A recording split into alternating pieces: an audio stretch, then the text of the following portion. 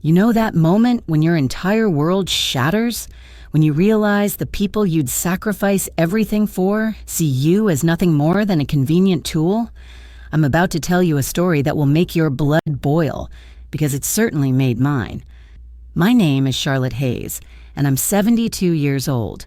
For the past 6 years, I believed I was building precious memories with my daughter's family. Turns out, I was just their unpaid servant. Before I dive into how I exposed my son-in-law's true nature to the entire world, tell me, where are you watching this from? Drop your location in the comments. I love connecting with you all. This story begins on an ordinary Tuesday evening in my home in Portland, Oregon. I'd spent the afternoon with my 2 granddaughters, Emma and Sophie, ages 4 and 7. My daughter Jessica and her husband Bradley had asked me to watch them while they attended a crucial business dinner. It was the 3rd time that week. I didn't mind. Those little girls were my sunshine. After my husband Robert passed away 8 years ago, they became my reason to get up every morning. I'd cook their favorite meals, help with homework, read bedtime stories, and tuck them in with all the love a grandmother could give. But that Tuesday night, everything changed. Jessica and Bradley came to pick up the girls around 9:30. The children were already asleep upstairs in my guest room. I'd prepared a little care package for Jessica, some of my homemade lasagna and cookies for the girls' lunchboxes. I was in the kitchen wrapping everything up when I heard Bradley's voice drift in from the living room. He was on his phone laughing, that distinctive, arrogant laugh I'd grown to recognize over the years, but had always excused as his executive demeanor. "Honestly, Mike, it's the perfect setup," he said, his voice dripping with smugness. "We only invite her to events so she'll babysit for free. It's cheaper than hiring someone who actually matters. Jessica's mother is so desperate for family time, she jumps at every opportunity. Free childcare, home-cooked meals.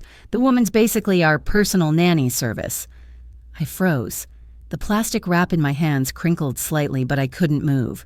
My heart hammered against my ribcage. "The best part?" Bradley continued, completely unaware I could hear every word. "She thinks we actually want her around. Last week we had that charity gala, and she watched the kids for 7 hours. A professional sitter would have cost us $300 minimum. Charlotte did it for free and even sent us home with a casserole." His laughter echoed through my house, the house where I'd welcomed him with open arms, where I'd hosted every holiday dinner, where I'd celebrated his promotions and defended him when my own friends questioned his character. My hands trembled as I set down the food I'd prepared with love. In that moment, standing in my kitchen at 72 years old, I realized I'd been nothing but a convenience store to my own daughter's family. But here's what Bradley didn't know about me. I'd been a journalist for 43 years before retirement. I remained perfectly still in my kitchen, forcing myself to breathe slowly as Bradley's conversation continued. Every word was a knife, but I needed to hear it all. "You should see how she lights up when Jessica calls," Bradley told his friend Mike. "It's actually kind of pathetic. We can literally call her at 7 in the morning and she'll drop everything. Last month we wanted a weekend in Napa. Boom, Grandma Charlotte's on duty. Didn't even question it." I heard Jessica's voice then, softer but equally devastating. "Bradley, keep your voice down. She might hear you." "Relax, babe. She's in the kitchen doing what she does best, packing us free food. Besides, even if she heard, what's she going to do? She's too desperate for our approval to cause any problems. Your mom lives for these kids because she's got nothing else." Nothing else. Those words hung in the air like poison. I'd spent 43 years at the Portland Herald, covering everything from local politics to human interest stories. I'd won 2 regional journalism awards.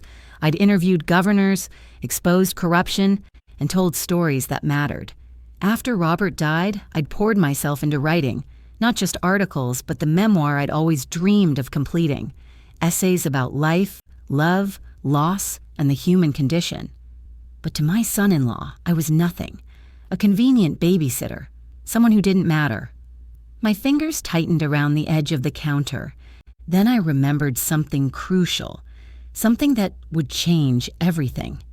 3 months earlier, I'd started recording conversations for my memoir. Not secretly, not nefariously.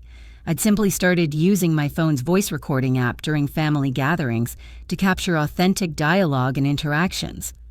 I was writing a chapter about modern family dynamics, about the beautiful chaos of multi-generational households.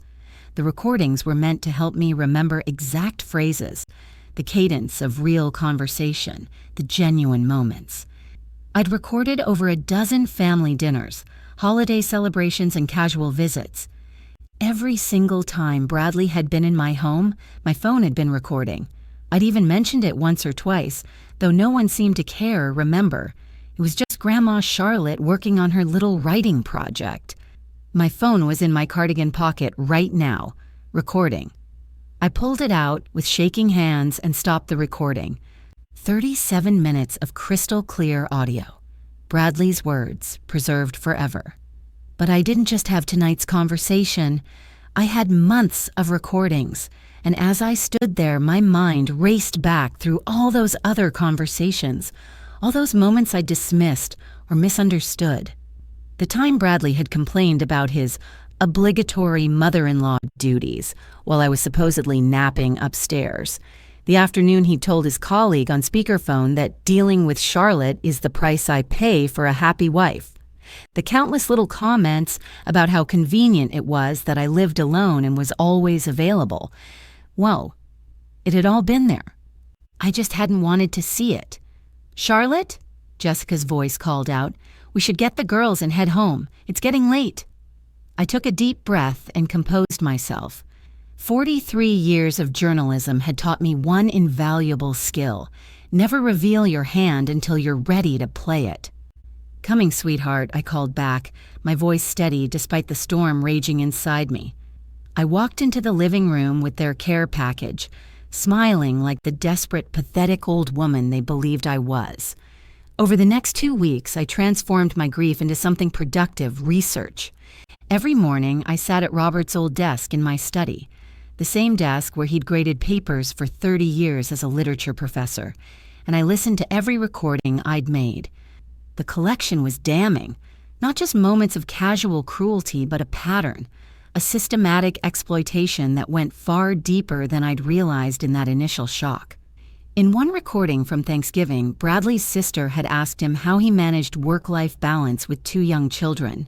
His response, captured while I was in the kitchen preparing dessert: "Honestly, Rebecca, Jessica's mom is obsessed with the kids. She practically begs to babysit. We've probably saved $30,000 in childcare since Emma was born. Charlotte's our secret weapon. She'll do anything to feel needed." $30,000. I sat back in my chair, stunned. I'd never thought of it in financial terms, but he had. Every tea party with Emma, every homework session with Sophie, every sleepover and sick day, he'd calculated the monetary value and congratulated himself on the savings.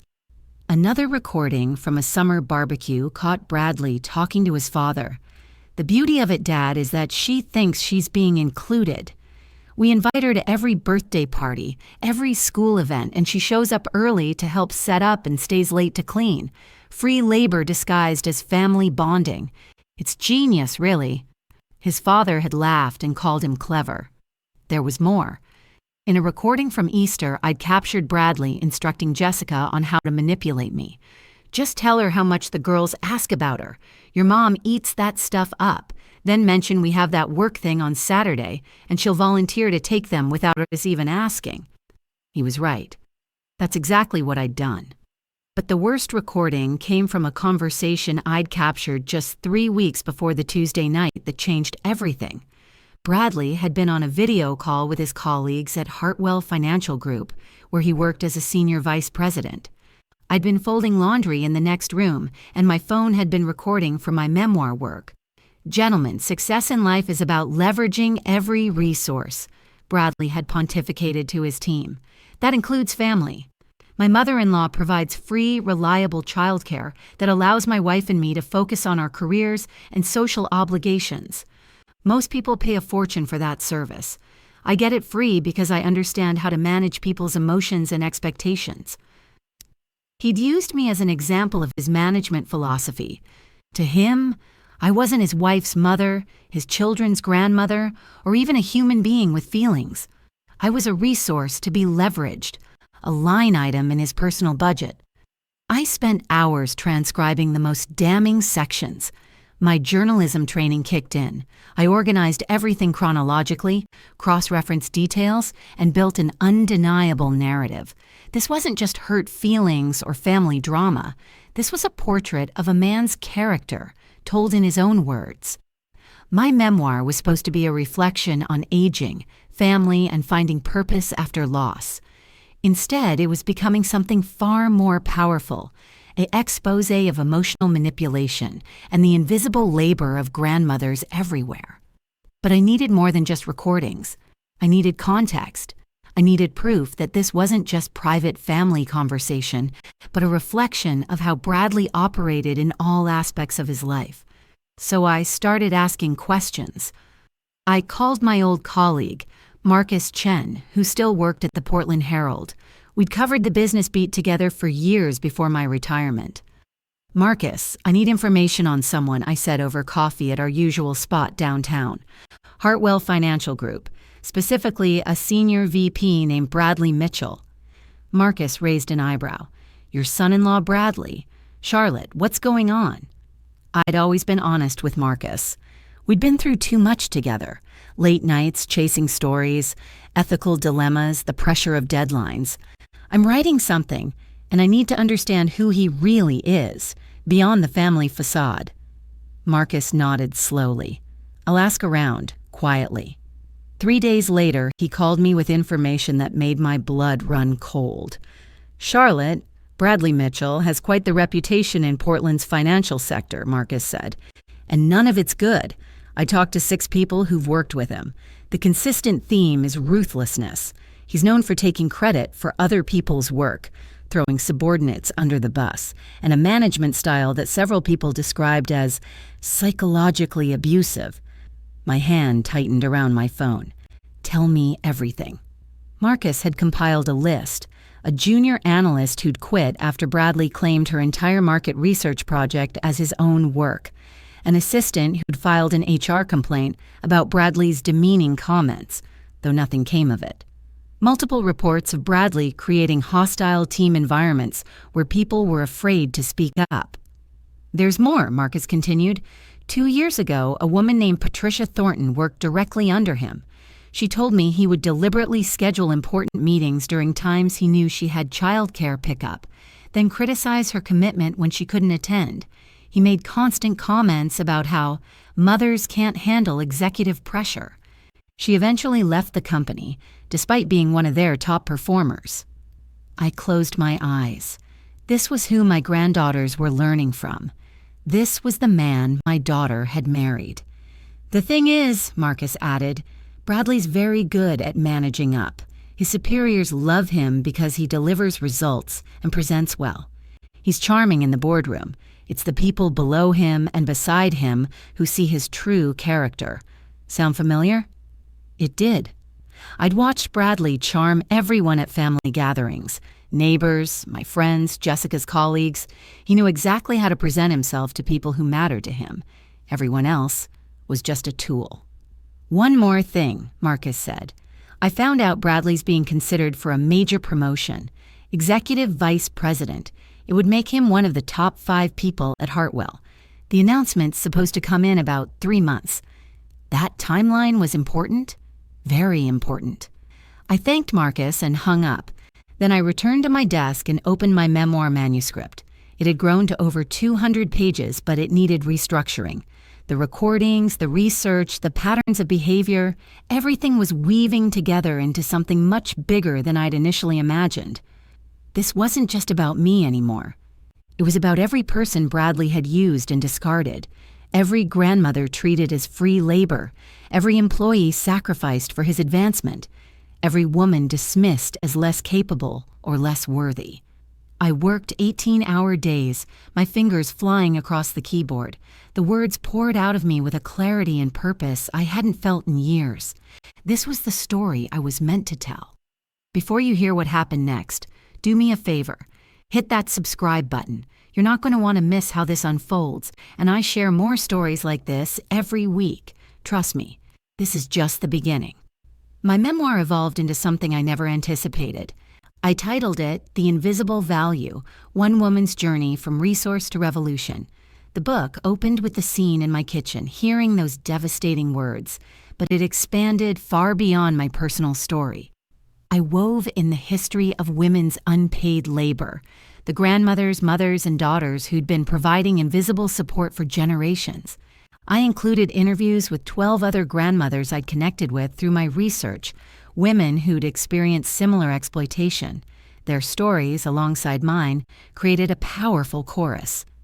But the heart of the book was the recordings. I transcribed them meticulously, presenting them exactly as spoken, with dates and contexts. I didn't editorialize. I didn't need to. Bradley's own words painted a portrait more damning than any analysis I could provide. The chapter titled The Cost Calculator detailed every instance where Bradley had discussed me in financial terms.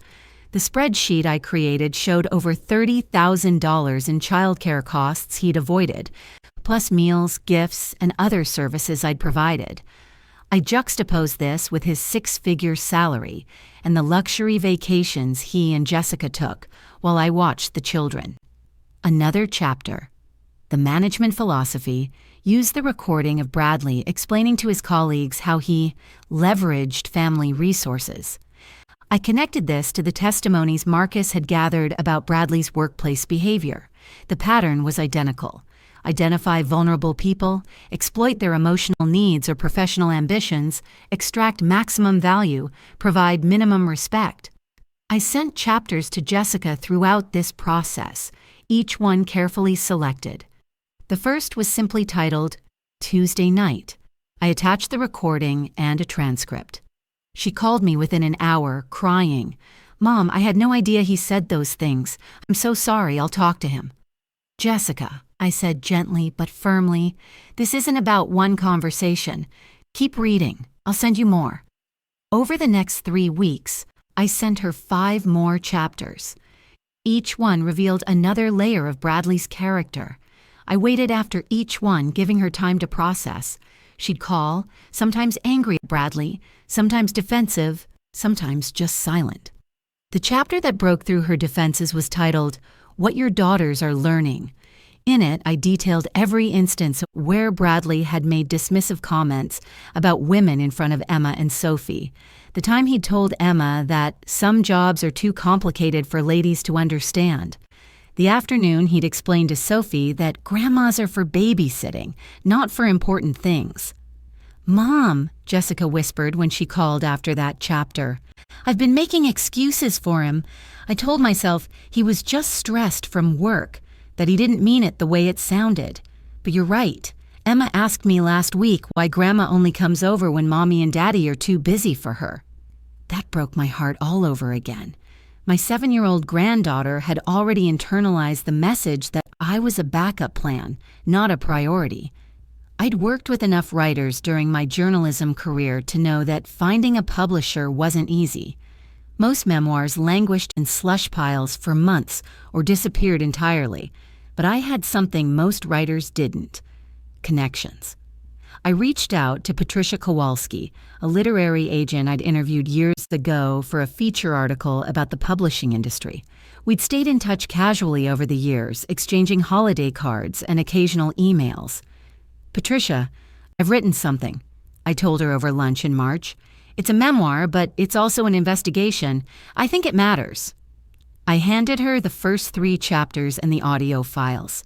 She read while we ate, her expression shifting from curious to shocked to absolutely riveted.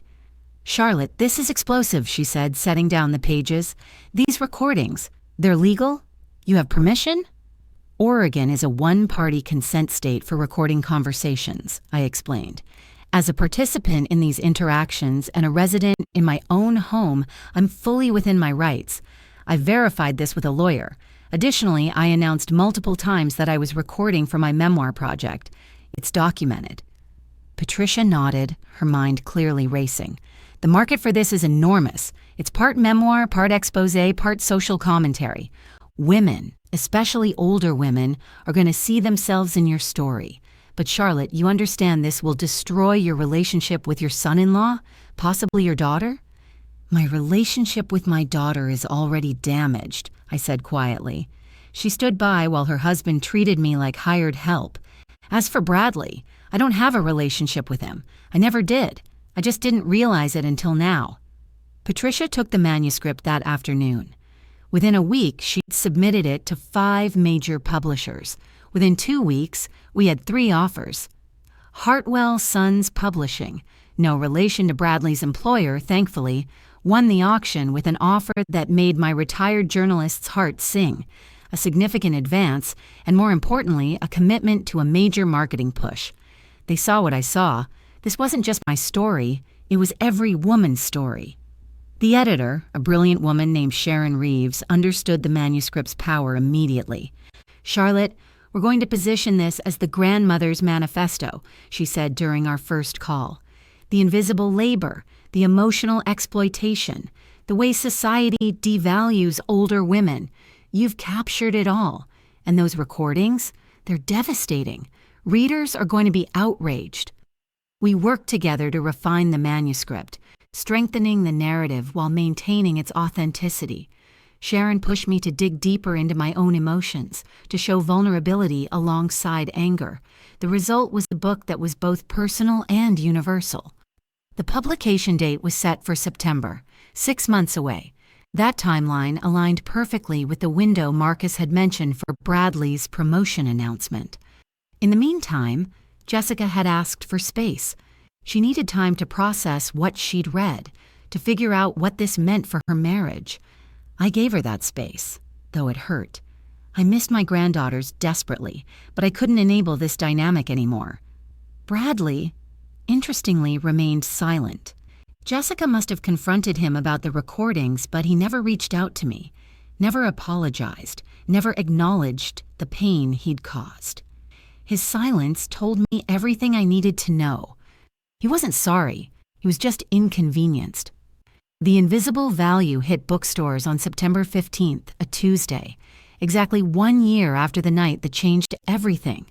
Hartwell Sons had done their job magnificently. The marketing campaign was everywhere.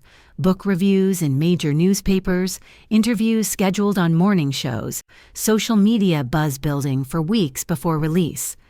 But nothing prepared me for the actual impact. The book debuted at number 7 on the New York Times bestseller list. Within a week, it climbed to number 3. Women everywhere were buying it, reading it, and sharing their own stories of being undervalued and exploited by family members who treated them as convenient resources rather than people. The recordings, which we'd made available through a companion website with transcripts, went viral. Millions of people listened to Bradley's voice explaining how he leveraged his mother-in-law, how I was cheaper than hiring someone who actually matters, how I was desperate for approval. Talk shows couldn't get enough. I appeared on morning programs, afternoon panels, and evening interviews. Every host asked the same questions. How did you feel hearing those words? What made you decide to publish this? Have you heard from your son-in-law? To the last question, I always answered honestly. Bradley Mitchell has never apologized or acknowledged any wrongdoing. His silence speaks volumes about his character. I never mentioned his employer by name in interviews. I didn't have to. Investigative viewers and readers did that work themselves.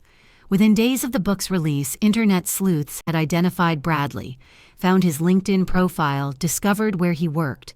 The information spread across social media like wildfire. By early October, The Invisible Value hit number 1. I was 72 years old with my first best-selling book, and it was about my son-in-law's cruelty. The reviews were extraordinary. The Washington Post called it a searing indictment of how we devalue emotional labor and the women who provide it. NPR described it as both heartbreaking and empowering, a grandmother's quiet revolution. Countless readers left testimonials about their own experiences, about grandmothers and mothers who'd been treated the same way. But the most significant response came from an unexpected place: Hartwell Financial Group. Marcus called me 3 weeks after publication. "Charlotte, you need to see this." He sent me a link to a business ethics blog. The article, titled "When Executive Character Matters, the Bradley Mitchell Case," detailed how several Hartwell employees had come forward after reading my book. They recognized the management philosophy Bradley had described in the recordings, the same philosophy he'd used on his teams. The blog post included new testimonies from current and former Hartwell employees, all willing to go on record now that someone else had broken the silence.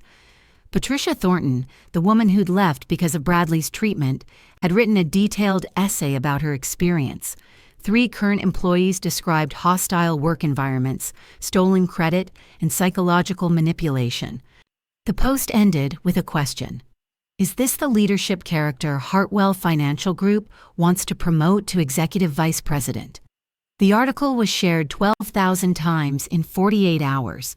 It landed on the desks of Hartwell's board of directors and CEO within a day.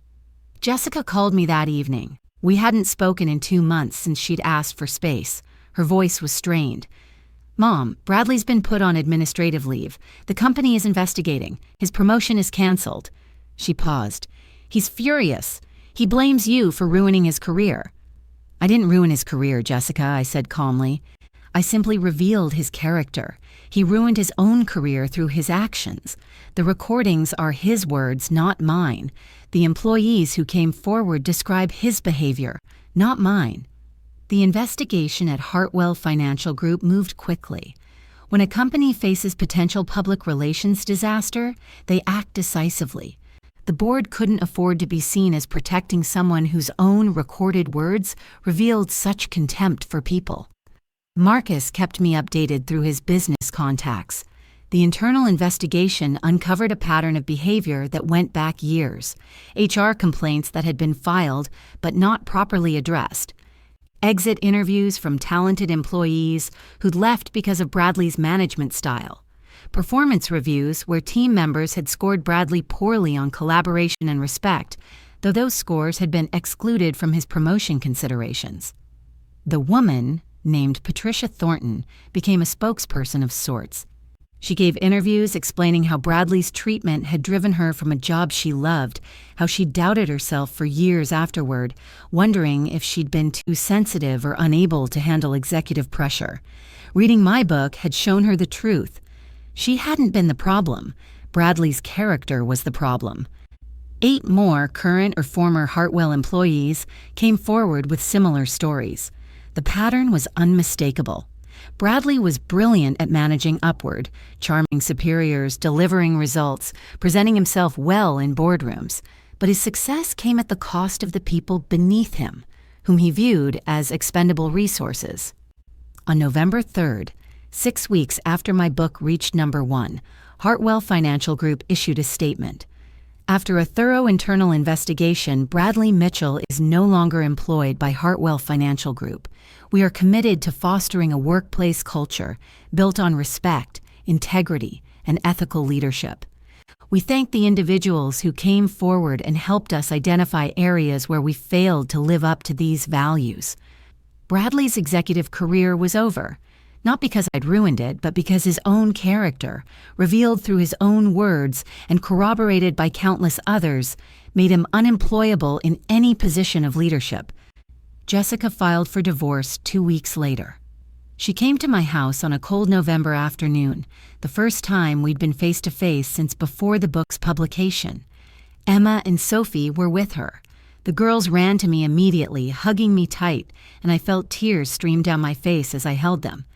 "I'm so sorry, Mom," Jessica said once the girls were playing in the other room. "I knew things weren't right. I knew Bradley could be harsh, that he said things that made me uncomfortable. But I convinced myself that's just how ambitious people are, that I was being too sensitive. I chose to protect my marriage instead of protecting you." "And yourself," I added gently. "Jessica, you were in that environment too. His contempt wasn't just for me." She nodded, crying now. When I read your book, really read it, all of it, I saw our entire marriage differently. The way he spoke about you was the way he spoke about everyone he thought couldn't help his career, including me eventually. I was useful as long as I supported his image and didn't ask questions.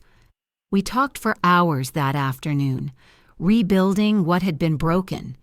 It wasn't easy. Trust doesn't restore itself overnight, but Jessica was willing to do the work, and so was I. The girls adjusted to the separation better than anyone expected. Children are resilient, especially when removed from toxic environments. Emma, my 7-year-old granddaughter, said something that broke and healed my heart simultaneously. "Grandma, I like that you're not just the babysitter anymore. Daddy said that's what grandmas are for, but I like that you're for other things too." I pulled her close. "Sweetheart, I was always for other things. Always." The Invisible Value stayed on the bestseller list for 6 months. It sparked a national conversation about the invisible labor of grandmothers, the way families exploit their elderly members, and the broader issue of how society devalues women's emotional and domestic work.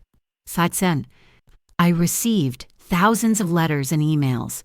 Women shared their own stories of being taken for granted by adult children, of being treated as free childcare rather than cherished family members. Many described confronting their families after reading my book, setting boundaries, demanding respect. One letter particularly moved me. It came from a woman named Catherine in Minnesota, age 78. "Your book gave me permission to say no. My son and daughter-in-law have treated me exactly like Bradley treated you, a convenient servant. After reading your story, I told them that visits need to be about relationship, not free labor." At first they were angry, but then something shifted. "We're building something real now, not transactional. Thank you for your courage." That was the recurring theme in the letters. Courage. People thanked me for having the courage to expose the truth, to risk family relationships, to speak up when society tells older women to be grateful and for whatever scraps of attention they receive. But I didn't feel particularly courageous. I'd simply reached my limit and had the skills to document what I'd experienced. Any grandmother in my position would have felt the same pain. I just happened to be a retired journalist with recording equipment and writing ability. The book's success brought opportunities I'd never imagined. A documentary film company wanted to create a feature about grandmothers' invisible labor, using my story as the centerpiece. Several universities invited me to speak about family dynamics and generational exploitation. A major women's magazine named me to their Women Who Changed the Conversation list. Most surprisingly, I became an advocate. I testified before a state legislative committee considering paid family leave legislation, explaining how the burden of childcare often falls on grandparents without support or recognition. I joined the board of a nonprofit supporting family caregivers, bringing attention to the specific challenges facing grandparents raising or regularly caring for grandchildren. My life had purpose again, but it was different from the purpose I'd sought before. I'd spent 6 years trying to be needed by Jessica's family, measuring my worth by how often they called, how much they relied on me. Now I was needed by a broader community, but on my own terms. I gave because I chose to, not because I was desperate for validation. Jessica and I rebuilt our relationship slowly. We attended family therapy together, working through the patterns that had allowed Bradley's behavior to flourish. She took responsibility for her role in enabling his treatment of me, and I acknowledged the ways I'd contributed to the dynamic by never setting boundaries. By spring, we'd established a new normal. Jessica and the girls moved into a smaller house closer to mine. I saw Emma and Sophie regularly, but our visits were about genuine connection rather than emergency childcare. When Jessica needed help, she asked respectfully and accepted if I said no. When I offered help, it was because I wanted to, not because I felt obligated. Bradley, meanwhile, disappeared from our lives entirely. He moved to California, reportedly working in real estate rather than finance. His reputation in Portland's financial sector was thoroughly destroyed. Every potential employer who Googled his name found articles about the book. the recordings, the investigation. I didn't celebrate his downfall. There was no joy in watching someone's career implode, even someone who'd caused me pain, but I did feel a sense of justice. Not revenge, justice. His character had consequences. The people he had exploited were heard. The pattern was broken. It's been 18 months since that Tuesday night in my kitchen when I heard Bradley's true opinion of me. My life looks completely different now, and I'm grateful for that change, even though the path to get here was painful. The invisible value is being translated into 12 languages. Women around the world have reached out to share how their cultures deal with similar issues. The devaluation of grandmothers, the expectation of free labor disguised as family obligation, the silencing of older women's voices. I'm working on a second book now, but this one isn't about pain. It's about reclamation. It's about the women who, like me, discovered their worth wasn't determined by how useful they were to others. It's about the second acts and third chapters of life, the ways we reinvent ourselves after we refuse to be diminished anymore. Emma is 9 now, and Sophie is 6. They're thriving. Jessica enrolled them in therapy to process the divorce and the sudden public nature of their family's situation. Both girls understand in age-appropriate ways that Grandma wrote a book about being treated badly, and that sometimes telling the truth is hard but necessary. Last month, Emma asked me about the book. "Grandma, why did you let people read about our family? Wasn't it private?" I thought carefully about my answer. Sometimes, sweetheart, one person's private story is actually many people's shared experience. When I told my story, thousands of other grandmothers realized they weren't alone. They found the courage to speak up too. That's worth the discomfort of having people know our business. She considered this seriously, then nodded. Like when I told the teacher about the girls being mean to Sophie. It was scary, but other kids said they were mean too, and then the teacher could help everyone. Exactly like that, I said, pulling her close. The financial success of the book has been unexpected and welcome. The advance in royalties have funded the girls' education accounts and allowed me to establish a foundation supporting grandparents' rights and family caregiver resources. Money can't erase what happened, but it can create positive change. Hartwell Financial Group, interestingly, used the situation as a catalyst for reform. They hired a new HR director, implemented mandatory leadership training focused on ethical management, and created anonymous reporting channels for workplace misconduct. Several employees told Marcus that the company culture had genuinely improved. Sometimes institutional change requires a public crisis to overcome internal inertia. As for Bradley, I honestly don't know where he is or what he's doing. Jessica maintains minimal contact regarding financial matters related to the divorce, but she's built a life that doesn't include him. The girls see him occasionally, supervised visits arranged through lawyers, but he's largely absent.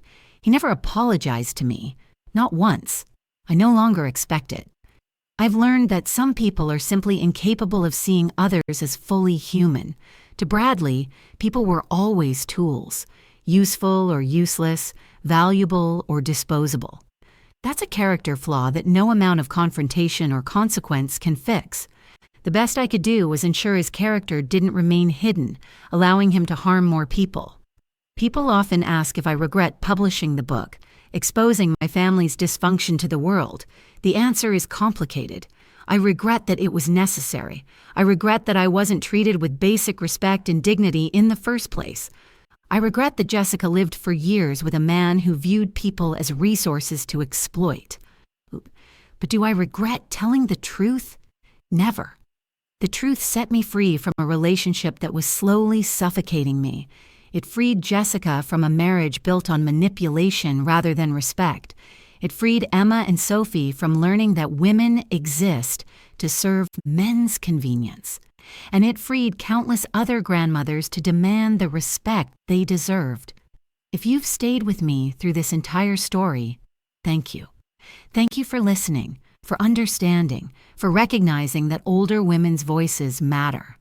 We're not just babysitters or background characters in our children's lives. We're full human beings with dignity, wisdom, and stories worth telling. And if you're in a situation like I was, undervalued, exploited, treated as convenient rather than cherished, please know this: you deserve better. You always deserve better, and it's never too late to reclaim your worth.